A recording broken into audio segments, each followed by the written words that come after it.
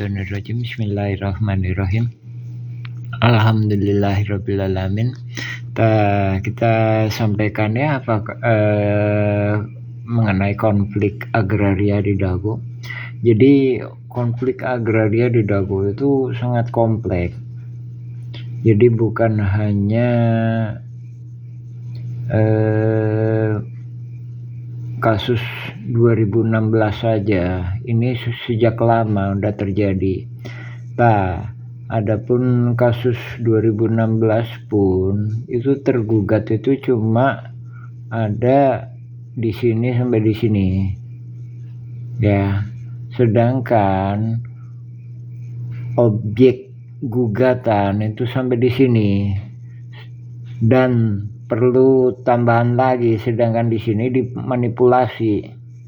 Nah, sementara di sini ini subjeknya nggak digugat, ini dimanipulasi.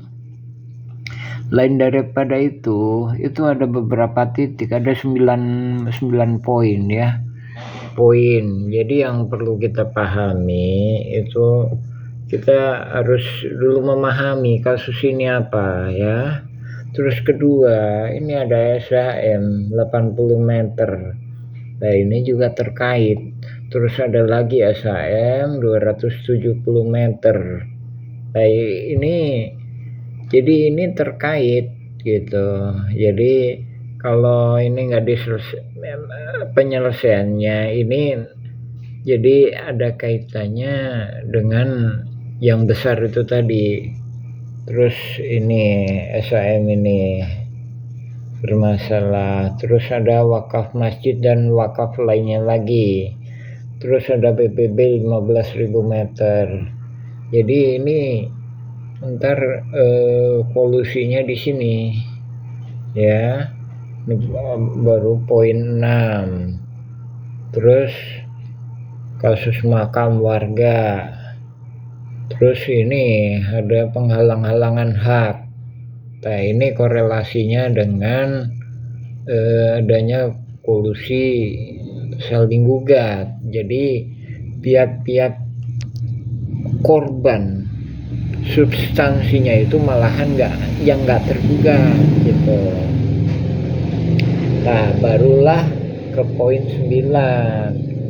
Ya, satu versi menyatakan adanya gugatan Mueller, tapi kita menyatakan ini bukan gugatan Mueller, tapi kolusi saling gugat ya.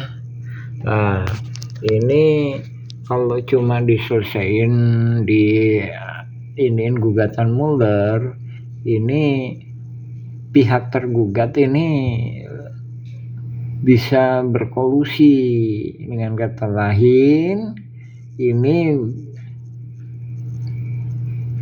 kalau pihak tergugat menang pun ini bisa dikolusikan. Ini kan udah dikondisikan. Ini baru poin 9 ya. Sedangkan poin sebelumnya ini ada Masjid Al-Hikmah.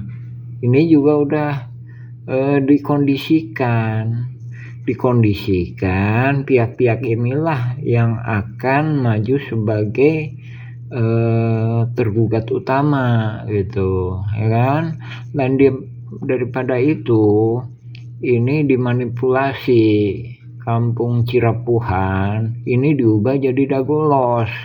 Jadi kalau kita lihat berkas putusan pengadilan negeri pun ya, itu pihak Mueller menyatakan menggugat wilayah Dagolos, objeknya wilayah Dagolos, padahal objeknya itu bukan hanya Dagolos, tapi Dagolos dan Kampung Cirapuhan.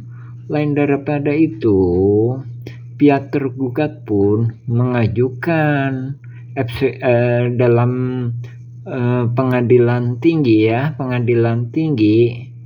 itu mengajukan permohonan kepada hakim supaya hakim memerintahkan BPN untuk membuat surat sertifikat RT di RW 2. Nah, ini udah pengalihan.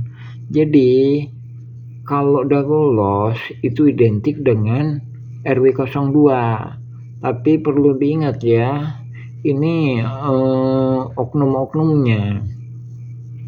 Terus perlu juga diingat, Kampung Cirapuan itu identik dengan 01. Nah ini seolah-olah subjeknya itu dialihkan ke sini ya. Jadi ini objeknya itu 50% sampai 70% itu di RW 1 Kampung Cirapuan. Sementara subjek yang tergugat itu cuma kurang dari 1%. Ya, itu pun masih banyak masalah gitu ya. Nah, jadi makanya kita sarankan pada pemerintah ini harus dibatalkan demi hukum atau